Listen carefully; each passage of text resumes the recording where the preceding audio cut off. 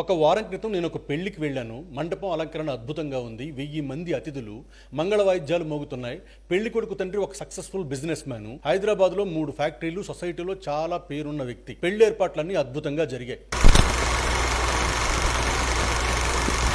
నూతన దంపతులకి అక్షింతలు వేసి పెళ్లి కొడుకు తండ్రిని విష్ చేశాను. అప్పుడు ఆయన మొహంలో ఏదో తెలియని బాధ గమనించాను.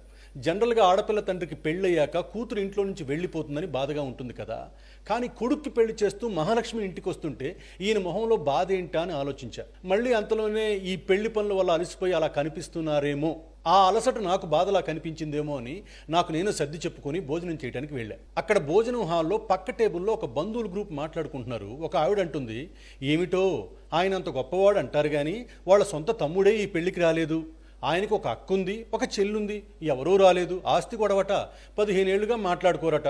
ఎంత డబ్బు సంపాదిస్తే ఏమి లాభం, సొంత తోడబుట్టిన వాళ్లే రారు ఈ ఇంటికి అని అంటుంది. ఆ మాటలు విన్న నేను స్టన్ అయ్యాను. అప్పుడు తల తిప్పి పెళ్లి కొడుకు తండ్రి వైపు చూశాను. కోట్ల ఆస్తి ఉన్న ఆయన మొహంలో ఒక సైలెంట్ పెయిన్. ఇందాక ఆయన మొహంలో నేను గమనించింది అలసట కాదు, బాధే అన్న విషయం ఇప్పుడు నాకు కన్ఫర్మ్ అయింది. ఆ నరకాన్ని ఆయన 15 ఏళ్లుగా మోస్తున్నాడు. ఇది ఆ ఒక్క మనిషి కథే కాదు, ఇవాళ చాలా ఫ్యామిలీస్ ఎక్కడ చూసినా ఇదే కథ. ఓ పెళ్ళవుతుంది, ఇంకేదో ఫంక్షన్ అవుతుంది, ఆయన అంత గొప్పవాడు అంటారు కానీ ఆయన తమ్ముడే రాడు, వాళ్ళ అక్క రాదు, వాళ్ళ చెల్లి రాదు. ఎంతటి కీర్తిమంతుడైనా